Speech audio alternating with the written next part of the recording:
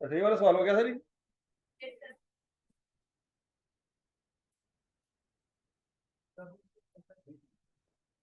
Next है बच्चों finding missing values.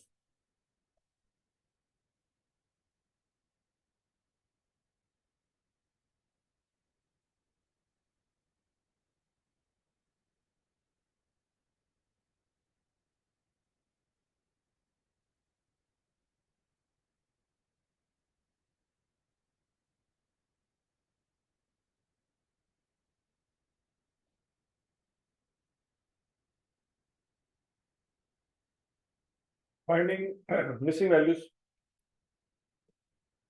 2 4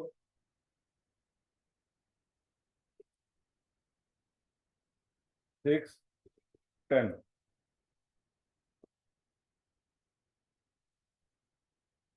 ये आपके पास डाटा है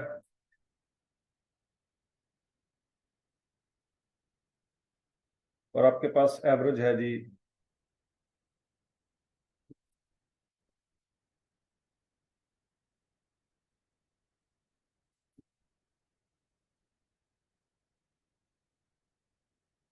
6।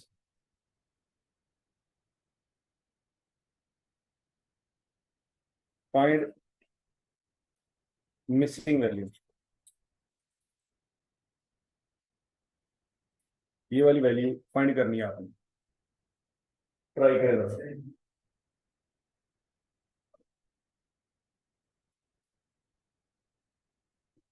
मीन आपको दिया गया है, उस मीन को देख के सोच के कैलकुलेशन करके यहाँ पे एक वैल्यू मिसिंग है वो फाइंड करनी। ट्राई करें जरा।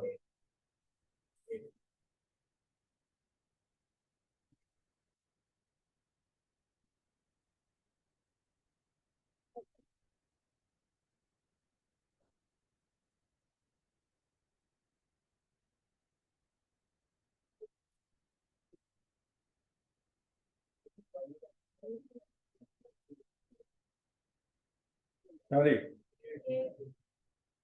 शाबाश शाबाश शाबाश। फिर ट्राई कर ले, फिर ट्राई कर ले।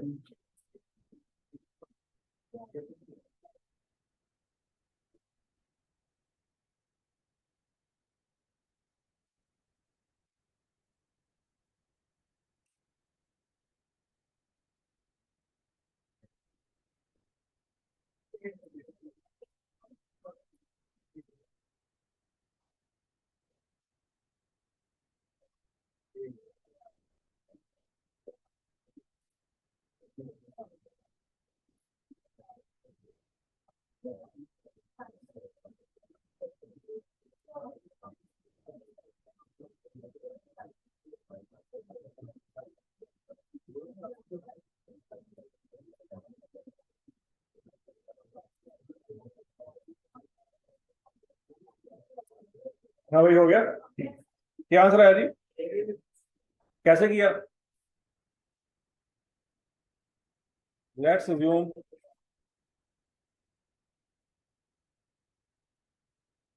Missing value is a. यहाँ पे क्या लिख लेंगे? ए। अब समेशन एक्स कैसे फाइंड करेंगे? इन सबको जमा कर लें। 22 प्लस ए, ठीक हो गया। अब आपको पता है वी नो डैट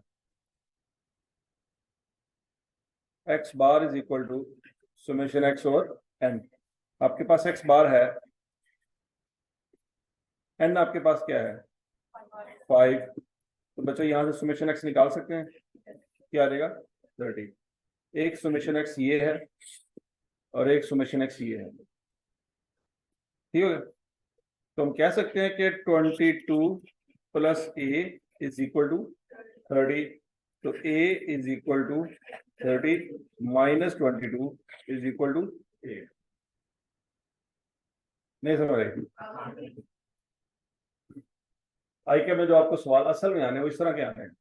सीधा सीधा सवाल नहीं कि 4 वैल्यूज दी जाएंगी और आपसे कहा जाएगा मीन निकालो। क्लियर है? अगला सवाल करें। अच्छा जी बच्चों, अब आपके पास दो वैल्यूज अननोन है, 2a 6b 10। ये आपके पास वैल्यूज है जिसमें a और b अननोन है। आपसे कहा जा रहा है a और b दोनों फाइंड करो, और x बार है 6। x बार क्या है 6, और a और b के दरमियान जो डिफरेंस है वो है 4। a और b के दरमियान डिफरेंस क्या है जी 4 है।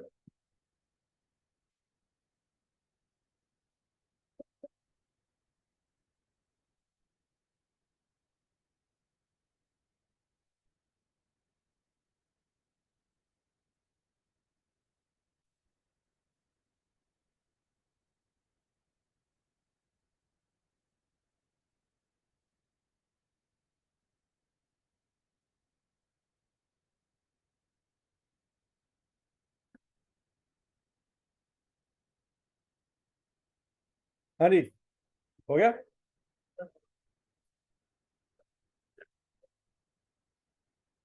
क्या आंसर आएगा जी? कैसे? सबसे पहले क्या करेंगे?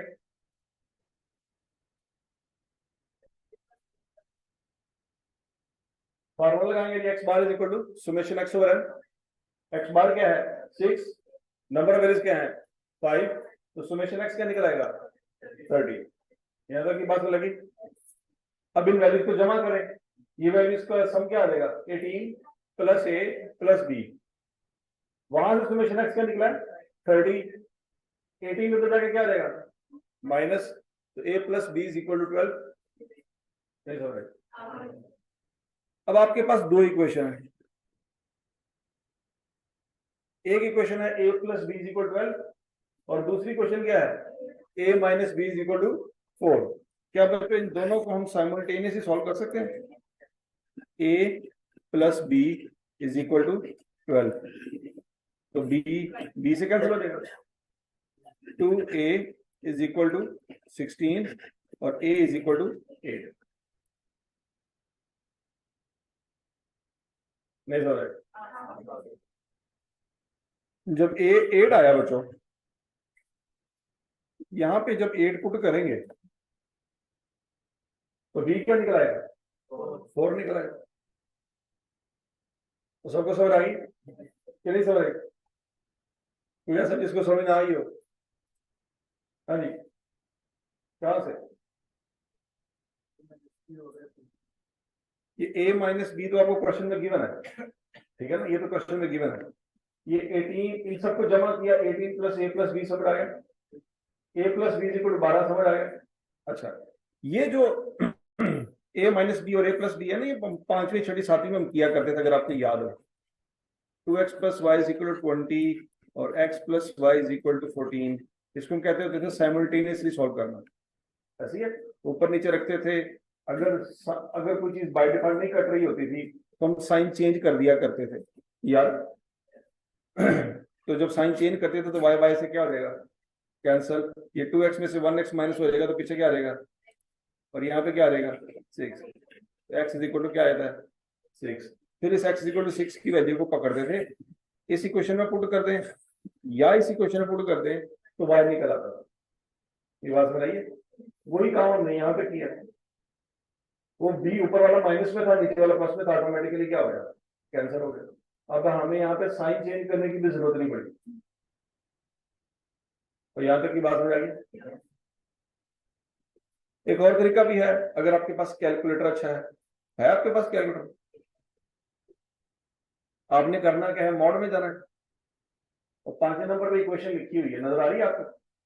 5 प्रेस करना है, A X plus B Y is equal to C, A X plus B Y is equal to C. जो पहली वैल्यू होती है ना उसके साथ जो कोफिशिएंट होता है वो ए होता है, जो दूसरी वैल्यू होती है उसके साथ जो कोफिशिएंट होता है वो क्या होता है बी, और जो कांस्टेंट होता है उसके उसको क्या कहते हैं सी। तो कैलकुलेटर में बच्चों आपने पहली क्वेश्चन चूज करनी है, वो पूछ रहा है आपसे ए की वैल्यू, ए की वैल्यू का पुट करेंगे 1, बी की वैल्यू -1 और सी की वैल्यू 4, फिर ए की वैल्यू 1, बी की वैल्यू 1 और सी की वैल्यू 12। पुट कर दें, इक्वल प्रेस करें, तो ए की वैल्यू क्या आ जाएगी 8 और बी की वैल्यू क्या आ जाएगी 4। और समझ आ गई है? कैलकुलेटर चंगा ला लो पहले।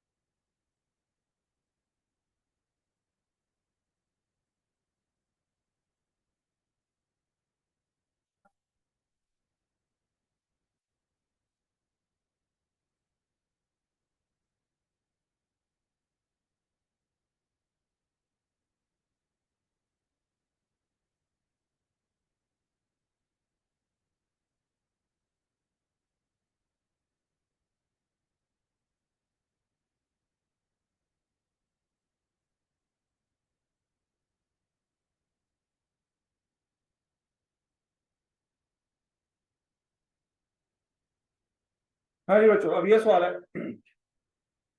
आपको ग्रुप डाटा दिया गया, उस ग्रुप डाटा में दो फ्रिक्वेंसीज अननोन है, ए और बी। कितनी फ्रिक्वेंसीज अननोन है? ए और बी। टोटल फ्रिक्वेंसी बता दी गई है 32 है। सुमेशन एफ क्या है? 32।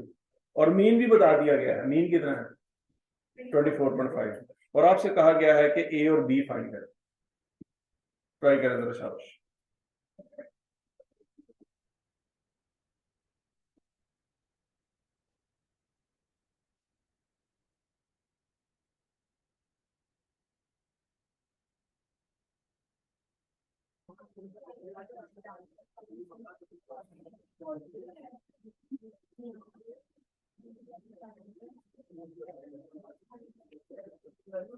देखिए इस फार्मूले में सबसे पहले हम क्या निकाल सकते हैं? आपके पास फार्मूला है, तो बोलो तो सही। X bar is equal to summation f x over summation f. यहाँ पे सुमेशन एक्स ओवर एम नहीं लगना, ये डाटा कौन सा है? ग्रुप है, तो फार्मूला भी ग्रुप का ही लगेगा ना। अब एक्स बार आपके पास है, वो क्या है? और सुमेशन एफ भी आपके पास है, वो क्या है? तो यहां से क्या निकल आएगा? क्या निकल आएगा? 784। और यहां से हमें एक बात समझ आ रही है, हमें एक कॉलम चाहिए सुमेशन एफ एक्स वाला, ऐसे ही ना? इसका मतलब पहले यहाँ पे क्या निकलेगा? एक्स, फिर उसको मल्टीप्लाई करेंगे किसके साथ, तो क्या निकल आएगा? वो एफ एक्स हमें चाहिए, क्योंकि हमने यहाँ पे एफ एक्स निकाला हुआ। यहाँ तक की बात मिलेगी। मिड पॉइंट निकाल सकते हैं बच्चों? 4.5, 14.5, 24.5। फिर इसको इससे मल्टीप्लाई करेंगे और 14.5a, क्योंकि ये हमें पता नहीं ना क्या है, पता तो मल्टीप्लाई करते हैं। ये क्या हो जाएगा? 24.5b, और ये 241.5, 178। ओके, ये सुमेशन एफ आएगा बच्चों 32 के बराबर। तो हम कह सकते हैं, इनको जरा जमा करें कि क्या आता है।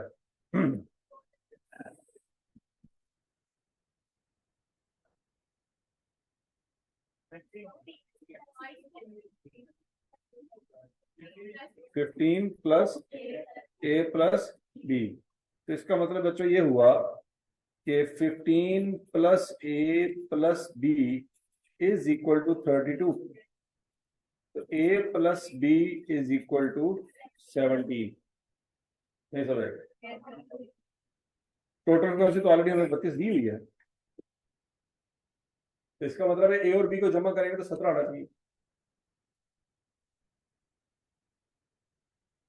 ठीक हो गया। ओके। अब सुमेशन एफ एक्स को जमा किया जा सकता है, करे जरा शाबाश।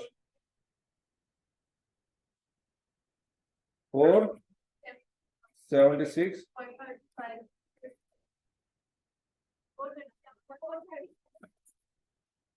चेक कर लो चेक कर लो। 437.5 प्लस 14.5 ए प्लस 24.5 बी। क्या ये बात को समझ आई कि नहीं समझ आई?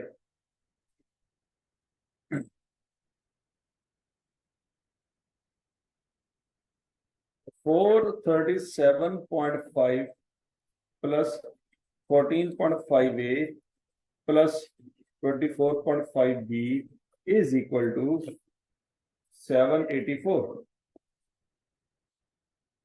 ये हमने पहले यहाँ पे निकाला हुआ 784 सुमेशन एफ एक्स। ठीक हो गया। अब बच्चों ये वाली वैल्यू इधर आके माइनस हो जाएगी, तो क्या आंसर आएगा? 14.5 ए plus 24.5 B is equal to 346.5। हाँ जी, क्लियर सबको? ये को समझ नहीं आई? सबको क्लियर है? अच्छा ये आपके पास दो इक्वेशन आ गई बच्चों, एक ऊपर वाली इक्वेशन है और एक नीचे वाली इक्वेशन है। क्या इन दोनों इक्वेशन को हम साइमल्टेनियसली सॉल्व कर सकते हैं? A plus B is equal to 17। अब बी को कैंसिल करना है कि ए को कैंसिल करना है? बोलो बोलो बोलो। अगर बी को कैंसिल करना है तो बच्चों ये उस वक्त तक नहीं हो सकता जब तक नीचे भी 24.5 बी ना लिखा हो। सोच लो सोच लो सोच लो। यार ऊपर नीचे सेम वैल्यू होगी तो कैंसिल हो गई। इसका मतलब ये हुआ फिर इस इक्वेशन को किससे मल्टीप्लाई करना पड़ेगा? 24.5 से मल्टीप्लाई करना पड़ेगा, तभी तो बराबर होंगे तो कैंसिल होंगे। अच्छा 24.5 से मैंने मल्टीप्लाई कर दिया जी मल्टीप्लाई। तो यहाँ पे 24.5 ए हो जाएगा प्लस 24.5 बी हो जाएगा और यहाँ पे क्या हो जाएगा?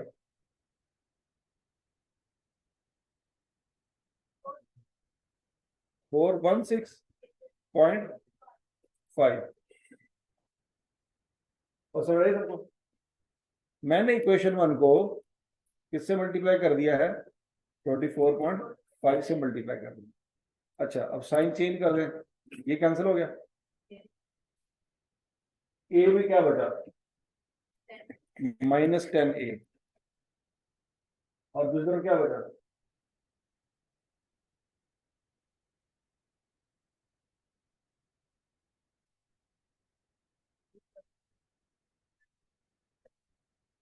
आवाज नहीं आई। -70। माइनस माइनस से क्या? ए इज इक्वल टू क्या रहेगा? 7। तो समझ आइए। अब ए इज इक्वल टू 7 बच्चों यहाँ पे पुट करेंगे तो बी क्या रहेगा? 10 आ रहेगा। तो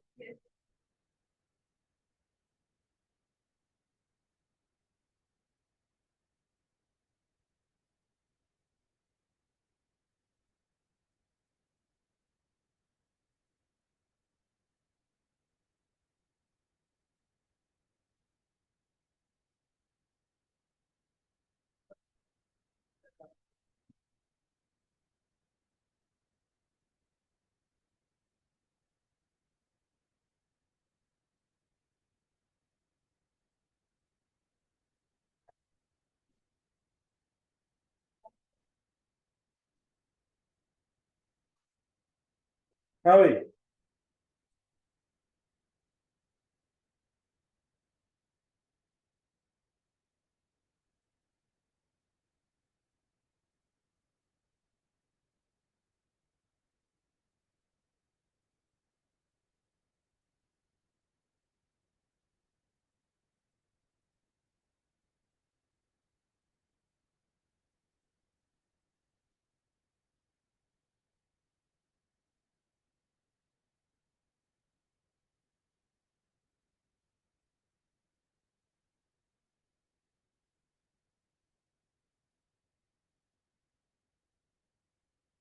तो सबको समझ आ गया? कोई इशू, कोई चीज जो समझ ना आई हो? क्लियर सबको?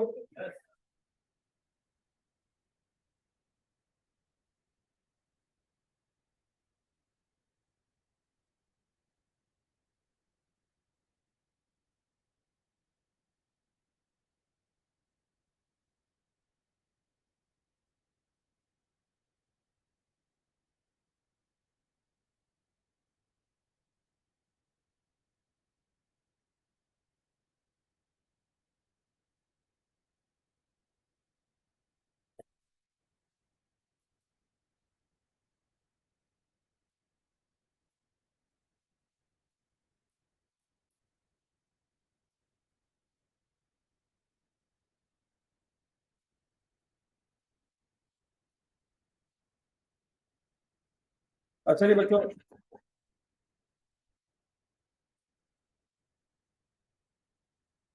अगला कंसेप्ट है जी हमारा वेटेड मीन का।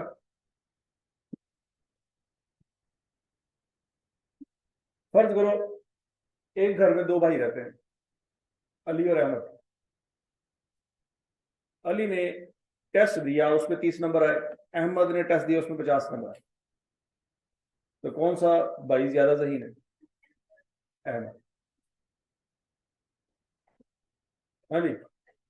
तो पहले तो ये सोचो कि ये दोनों एक ही क्लास में हो सकते हैं। हो सकते हैं, लेकिन चांस कितना है? नॉर्मल रूटीन क्या है? हर बंदा जुड़वा ही होता है। तो सीधी गल नहीं सोचनी, पुठी सोचनी है। तो बात समझ आएगी? तो अली और अहमद दोनों के टेस्ट हुए और एक के 30 नंबर आए, एक के 50 आए। तो सबसे पहला सवाल ये है कि क्या दोनों सेम क्लास में थे? अच्छा जी, अगला पॉइंट ये है कि सेम क्लास में नहीं थे। ठीक है, ठीक है जी। फॉर एग्जाम्पल, ये 8वीं में था और वो सीए में था। हूं दसो, अब कौन सही है? हूं अली सही है। बस अपनी बारी आई थे, अली सही है। अच्छा जी, बहरल अब अगला पॉइंट ये है बच्चों, इन्होंने जो टेस्ट दिया उसके टोटल मार्क्स कितने थे वो आपने फाइंड करने हैं। क्या ये जरूरी है कि दोनों के टोटल मार्क्स सेम हो? जरूरी तो नहीं। अली ने जो टेस्ट दिया उसके टोटल मार्क्स 50 थे, अहमद ने जो टेस्ट दिया उसके टोटल मार्क्स 100 थे।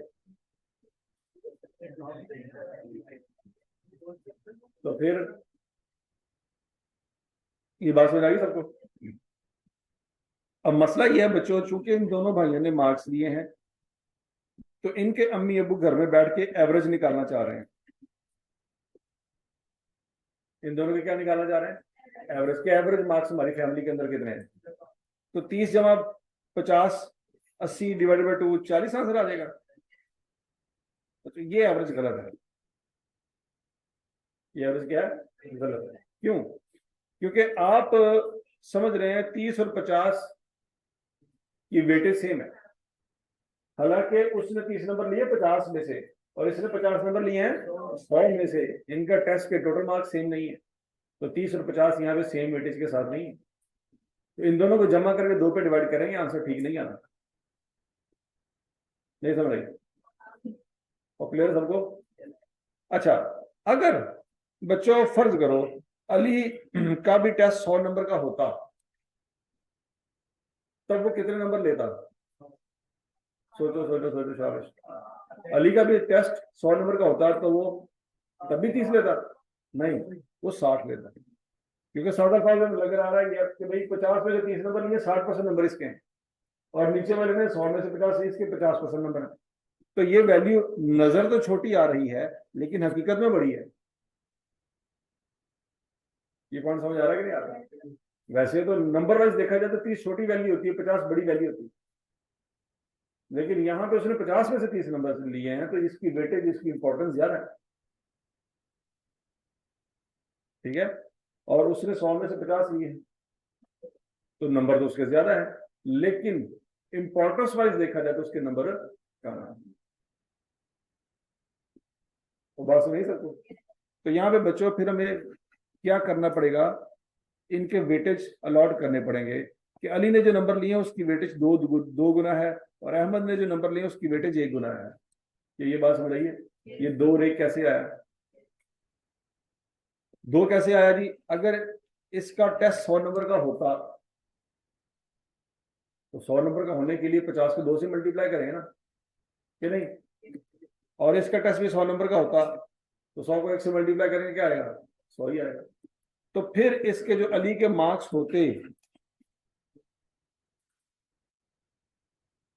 वो कितने हो जाते? 60 हो जाते। और अहमद के मार्क्स कितने हुए थे? 50। अहमद के तो 50 ही रहते, लेकिन अली के नंबर कितने हुए थे? 60 हुए। क्या ये पॉइंट समझ आया? अब बच्चों इन दोनों के नंबर को हम जमा कर सकते हैं। वो क्या रहेगा? 110।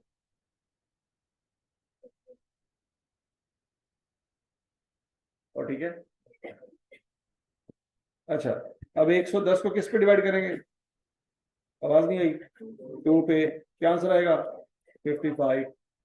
अब 55 ऐसे नंबर हैं जो हम कह रहे हैं कि ये एवरेज है। ये क्या है? लेकिन ये एवरेज तो इन दोनों से बड़ी हो गई। मतलब एक के 30 नंबर है, दूसरे के 50 है, एवरेज 55 है। और लोग कहेंगे ये कौन सी एवरेज है? मतलब एवरेज तो वो होती है जो सेंटर में हो, मतलब वैल्यूज के बीच में हो। नहीं समझ आई? नहीं समझ आई? मतलब अगर कोई बच्चा आपको बताए कि बाबर आजम ने पहले मैच में 10 किया था, दूसरे में 50 किया था, तो उसकी एवरेज 70 है, तो आप उसको थप्पड़ मारेंगे कि आगे साल बड़ा गुस्सा चला है तो वो एवरेज चबला मारना है? ऐसे ही है। पहले मैच 10 से दूसरे से 50 तो एवरेज 70 कैसे हो सकती? एवरेज तो इन दोनों के दरमियान होनी चाहिए ना, क्या नहीं होनी चाहिए? तो बच्चों इसका मतलब ये हुआ कि भाई ये जो आपने आंसर निकाला ना 55, ये तो इनके दरमियान में नहीं है। तो ये तरीका यहाँ पे कुछ गड़बड़ हम कर रहे हैं। अब यहाँ पे जो बच्चों आपने सुमेशन WX निकाला है ना, इसको सुमेशन W से डिवाइड करना है। किससे डिवाइड करना है? 3 से डिवाइड करना। तो क्या आंसर आएगा? 36.67। ये आंसर आता है। और बोलो तो सही। अब जरा इसको समझने की कोशिश करते हैं बच्चों। अगर 30 और 50 की एवरेज निकालें सिंपल सादा सिनेरियो में तो 40 आएगी। क्या आएगी? और 40 30 और 50 के बिल्कुल सेंटर में होता है। क्या ये पॉइंट समझ आया? लेकिन हमें पता है कि 30 की इंपॉर्टेंस ज्यादा है, 50 की इंपॉर्टेंस कम है। तो जिसकी इंपॉर्टेंस ज्यादा होगी वो अपनी तरफ एवरेज को खींच लेगा। नहीं समझ? उसकी वेटेज ज्यादा है ना। 30 की वेटेज ज्यादा है, 50 की वेटेज कम है, तो 30 अब उस एवरेज को अपनी तरफ खींच लेगा। देखें जरा हमारा आंसर क्या आ रहा है? 36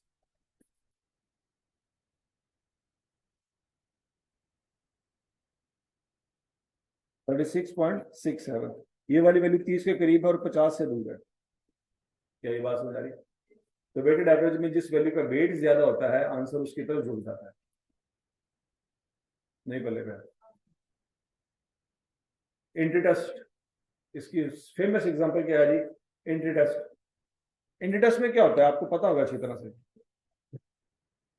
एंट्री टेस्ट में मेरिट नंबर कैसे कैलकुलेट होता है? ठीक है जी। वो क्या करते होंगे? मैट्रिक के मार्क्स के लेते होंगे 10% नंबर, एफएससी के 40% और इंटस के 50%। ये 10 40 और 50 बेसिकली क्या है? ये वेटेज है। ये क्या है? वेटेज है। इस वेटेज को यूज करके मेरिट लिस्ट बनाते हैं। मतलब एक बच्चे ने मैट्रिक में लिए 900 नंबर, तो 900 का वो कितने परसेंट लेंगे? 10%। एफएससी में लिए 950 नंबर, तो 950 का वो कितने परसेंट लेंगे? 40%। और एंट्री टेस्ट में उसने लिए टोटल नंबर कितने होते हैं एंट्री टेस्ट के? 200। 200 में से उसने लिए 180 नंबर, तो उसका वो क्या करेंगे जी?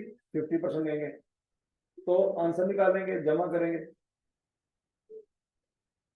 तो summation W x divided by summation W, तो क्या आंसर आ जाएगा बच्चों?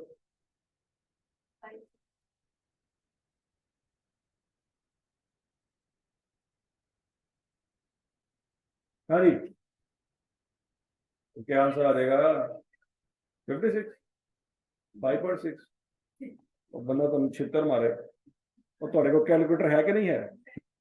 तो खोते हो कैलकुलेटर तो ले लो पहले। 560 डिवाइडेड बाय 100%। और परसेंटेज का साइन कहीं से नजर आता है कैलकुलेटर पे? इसको प्रेस करोगे तो क्या आंसर आएगा? 560 ही आएगा। ये कैसे हो गया? ये तो 5.6 आना चाहिए था। ये कोई बात हुई वाला? सारी जिंदगी में यही पढ़ा है। 560 को 100 पे डिवाइड करें 5.6 आता है। ये कैलकुलेटर तो अजीब जवाब दे रहा है। ये तो चाइना का कैलकुलेटर है पाले। आपके पास कैलकुलेटर है? खुद भी कैलकुलेट करके देख लो। नहीं बात समझ आ रही? ये 100% बेसिकली एक होता है। सोचो सोचो सोचो सोचो। तो 560 को 100% पे डिवाइड करेंगे तो आंसर क्या आएगा जी? 560 ही आना है।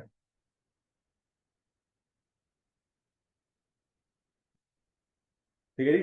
तो 100% पे डिवाइड करें या ना करें फर्क नहीं पड़ता, जो आंसर आ रहा है वही आपका मीन होगा। तो समझ आ गई बात? अच्छा, अगर आप बच्चों यूनिवर्सिटी में जाते, सीए ना करते, यूनिवर्सिटी में जाते, तो बीबीए या बीएस अकाउंटिंग एंड फाइनेंस या कुछ और कर रहे होते, तो वहां पे आपको पता है कि मार्क्स नहीं होते, वहां पे जीपीए होता है। और वो जीपीए की कैलकुलेशन के पीछे में यही स्टोरी होती है। मतलब यूनिवर्सिटी में क्या होता है, ये अटेंडेंस के मार्क्स होते हैं, मिड टर्म एग्जाम के मार्क्स होते हैं, आपको क्विज मिलते हैं, आपको फाइनल एग्जाम मिलते हैं, असाइनमेंट्स मिलती है। उन सब की क्या होती है? एक वेटेज होती है। अटेंडेंस के 10% है, मिड टर्म के 15% है, क्विज के 10% है, फाइनल टर्म के 50% है, असाइनमेंट के 15%। तो सारी चीजें पूरी करोगे तो आपका जीपीए कैलकुलेट होगा।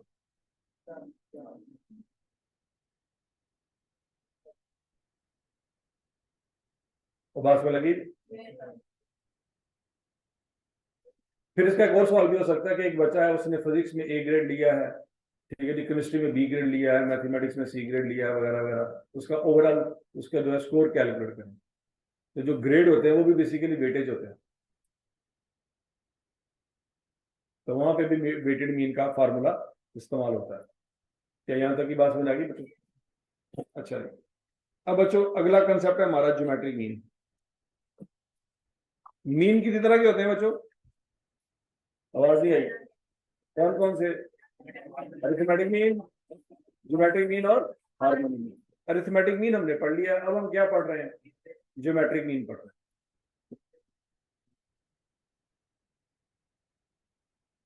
क्लियर है जी? अच्छा जी, अब जरा लिखे ज्योमेट्रिक मीन का की डेफिनेशन लिखें, शाबाश।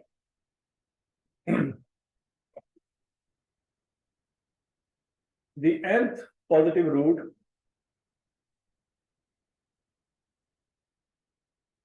the nth positive root of the product of n positive values is called geometric mean.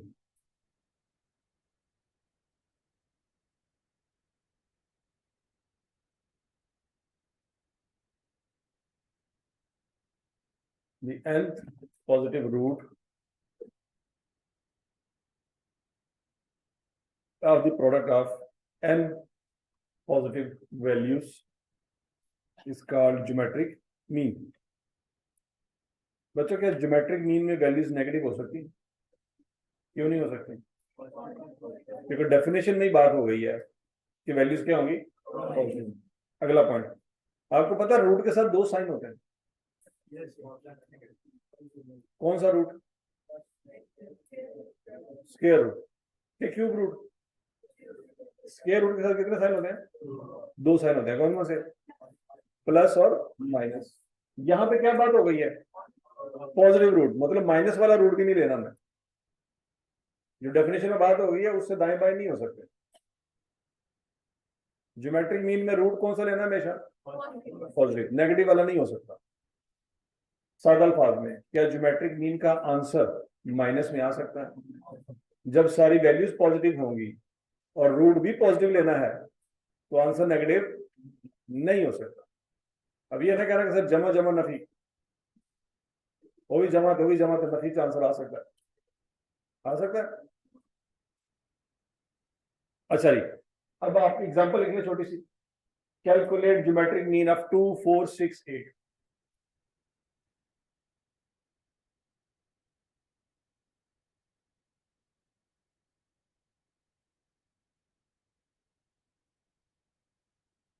Calculate geometric mean of 2 4 6 8। निकालिए। इन चारों को क्या करना है? आवाज नहीं आई। मल्टीप्लाई करना। 2 4 6 8। क्या आंसर आ जाएगा? 384। अब इसका रूट क्यों, स्क्वायर रूट लेना है इसका,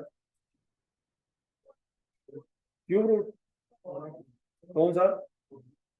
nth रूट। nth रूट का मतलब है जितनी वैल्यूज होंगी उतना रूट लेना है। वैल्यूज अगर n है तो रूट भी nth होगा। वैल्यूज अगर 4 है तो रूट भी, तो बोलो तो सही। तो बच्चों 4 प्रेस करना है आपने, फिर शिफ्ट, फिर पावर। 4 शिफ्ट और ये जो पावर वाला बटन है ना, एक्स के जो पावर लिखा हुआ है, ये बटन नजर आ रहा है आपको? ये बटन प्रेस करना है बच्चों, तो आपके पास आंसर आ जाएगा।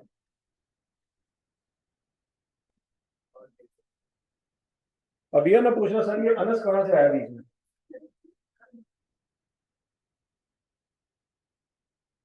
और नजर आ रहा है ये कैलकुलेटर में कहीं पे लिखा हुआ अनस।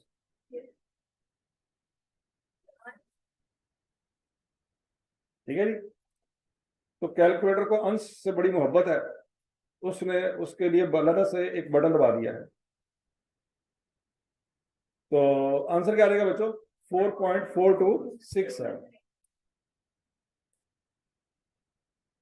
तो यहां तक की बात समझ लगी बच्चों? अब अगला पॉइंट है कि ज्योमेट्रिक मीन के बच्चों दो तरह के फार्मूले होते हैं डेफिनेटली। डाटा दो तरह के होंगे तो फार्मूले भी दो तरह के होंगे। एक है अनग्रुप डाटा का फार्मूला और दूसरा ग्रुप डाटा का फार्मूला।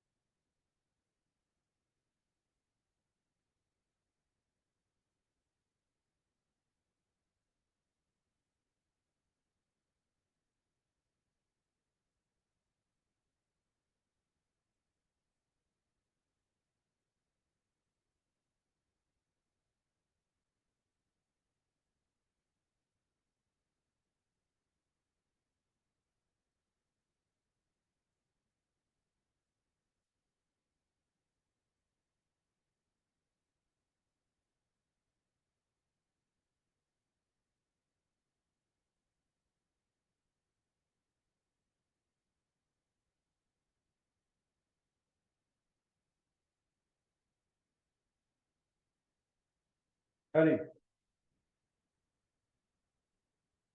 ठीक है जी। अनग्रुप डाटा का फार्मूला आपको समझ आ गया ना? वो भी ऊपर हमने जो एग्जांपल किया वो कौन सी की है? वन ग्रुप डाटा की थी, उसमें फ्रीक्वेंसी नहीं थी। अच्छा, ग्रुप डाटा में क्या होगा जी? x1 की पावर f1 इंटू x2 की पावर f2 इंटू x3 की power f3 and so on. तो उसमें फिर टोटल नंबर ऑफ वैल्यूज कहां से निकलेंगी? टोटल नंबर ऑफ वैल्यूज को कैसे डिनोट करेंगे? n से। किसे डिनोट करेंगे? सुमेशन f से डिनोट करेंगे। तो पावर जो लेनी है रूट की वो सुमेशन f होगी। क्या ये बात सबको समझ आ गई बच्चों? अब आपके पास डाटा है, कुछ क्लासेस होंगी पता नहीं कौन कौन सी, उनका मिड पॉइंट निकाला जा सकता होगा। मिड पॉइंट निकला होगा 2468।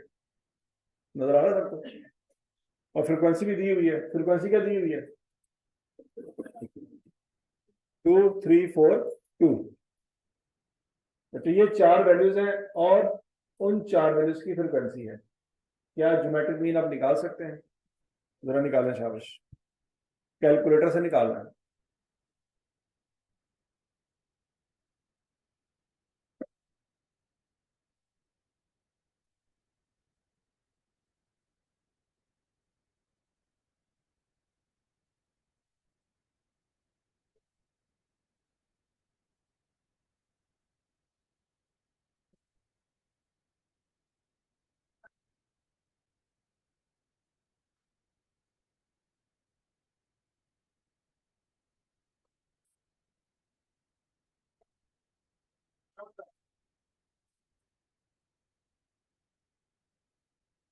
सबका आंसर आ गया जी? अच्छा, मुझे ये बताएं जरा, माशाल्लाह सारे पढ़े लिखे हैं, अल्लाह ने सबको आंखें भी दी हैं, आज आपकी आंखों का इम्तिहान है। इस डाटा में कितनी वैल्यूज हैं? 4।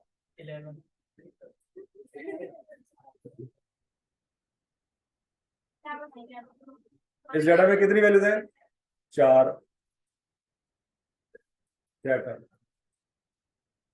हमें लगता है सिर्फ हमें हमारा मसला मैथ है, साड़ी देखा भी खराब ने। इस डाटा में कितनी वैल्यूज है? 4। अगर 4 वैल्यूज है तो 11वां रूट क्यों लिया है? तो समेशन में वैल्यूज नहीं होती, नहीं ना होती। समेशन ऑफ क्या होता है?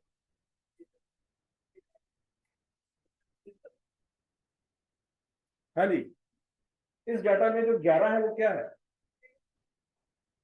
लेकिन वैल्यू तो 4 है।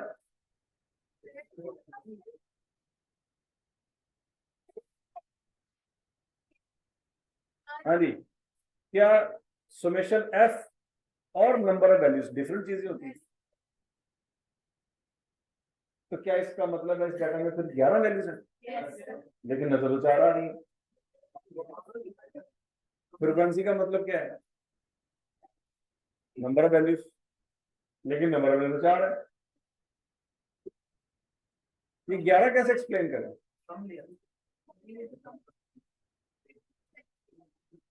अगर 11 का मतलब यहां पे 11 वैल्यूज हैं तो साबित करें 11 वैल्यूज कैसे बनती? हाँ जी, आवाज नहीं आई।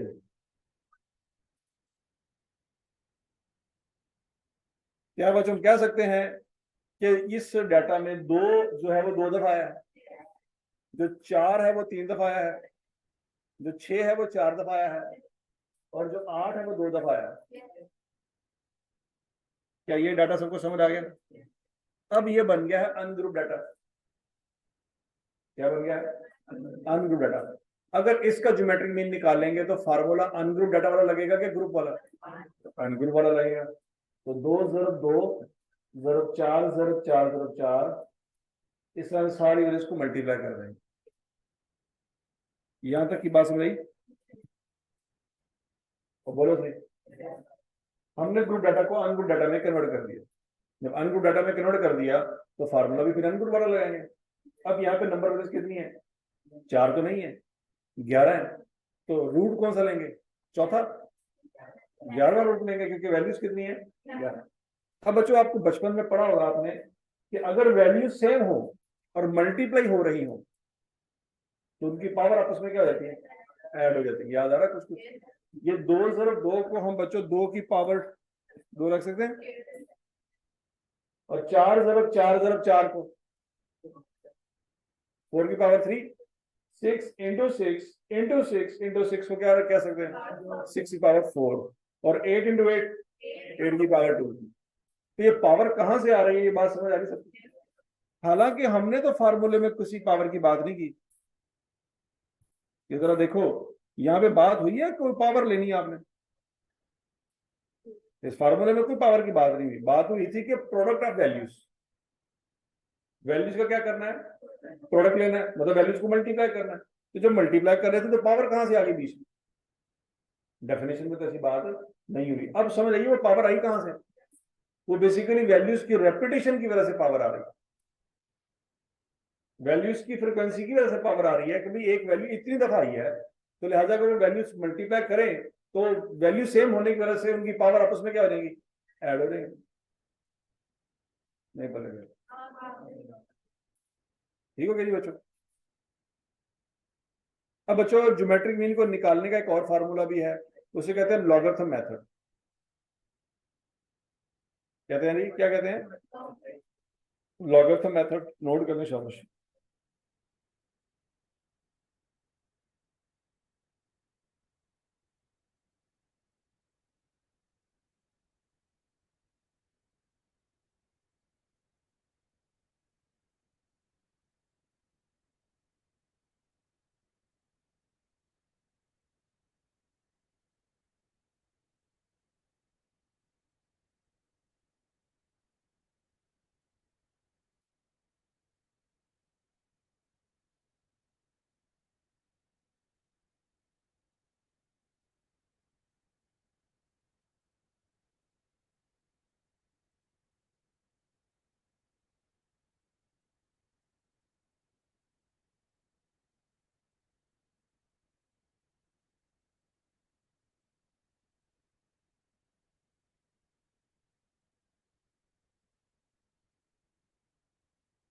हाँ जी, नोट कर लिया फार्मूला।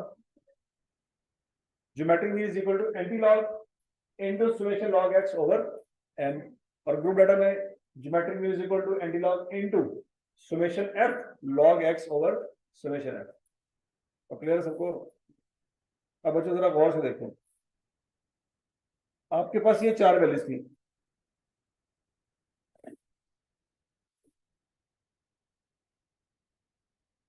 2468, ये नजर आ रहा है आपको, 2468 ये वैल्यू थी जिसका आपने आंसर निकाला था 4.426, ऐसे ही है। अब आपने उन्हीं चार वैल्यूज का क्या करना है, लॉग लेना है। लॉग टू ले जरा कैलकुलेटर पे, क्या आंसर आता है, लॉग टू 0.3010, और log three, log four 0.6020, log six 0.7781, log eight 0.9030। यहां तक की बात लगी। अच्छा, लॉग तो आपने ले लिया, अगला काम क्या करना है, इन सारी वैल्यूज को ऐड कर लें। पहले जरा क्या आंसर आता है,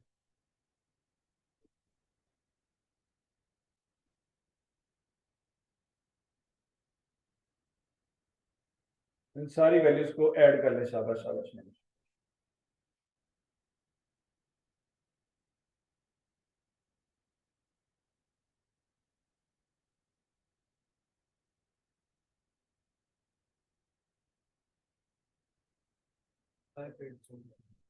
यानी 2.5843।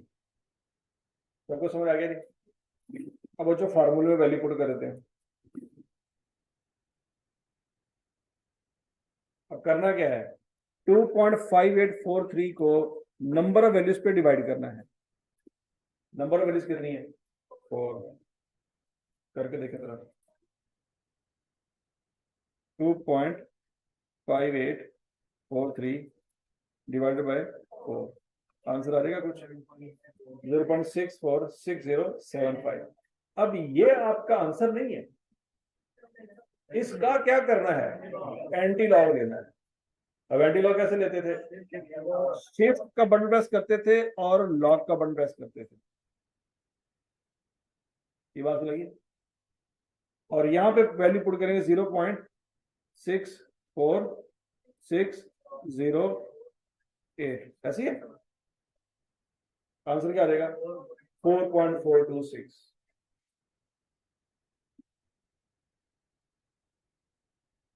नहीं समझ बात, ठीक है। तो बच्चों याद करो, अनग्रुप डाटा का आपने पहले भी आंसर निकाला, यही आया था।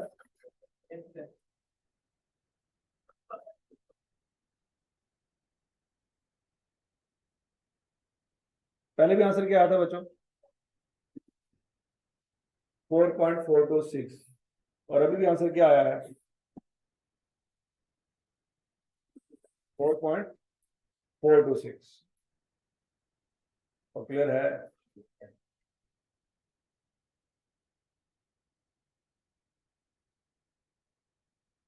अच्छा जी बच्चों, अब अगला कंसेप्ट है कि ग्रुप डाटा में लॉग वाला फार्मूला कैसे अप्लाई होगा। तो ग्रुप डाटा में बच्चों सबसे पहला काम आपने क्या करना है? सबसे पहला काम आपने क्या करना है? लॉग एक्स निकालना है। फिर क्या करना है? फिर उसको मल्टीप्लाई करना है किससे? फ्रीक्वेंसी से। फिर क्या करना है? फिर उनको जमा करना है। समझ आ रही है? ये नोट कर ले जरा, शाबाश।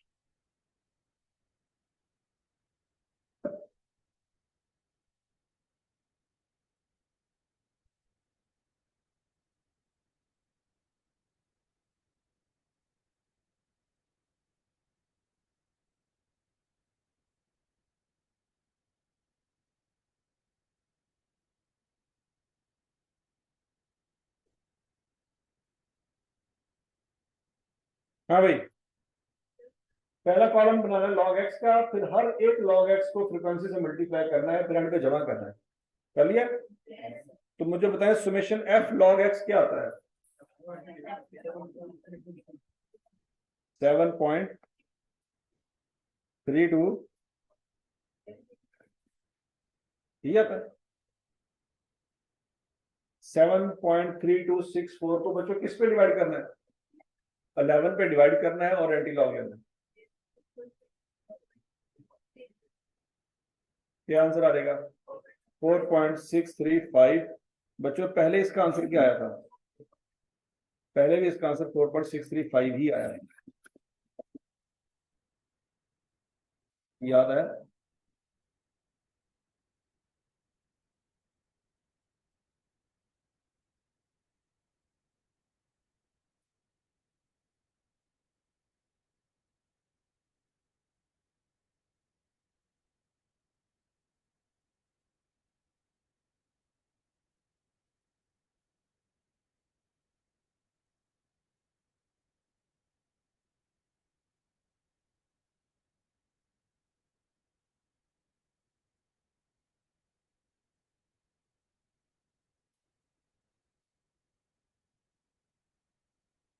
हाँ जी, याद है? कोई प्रॉब्लम?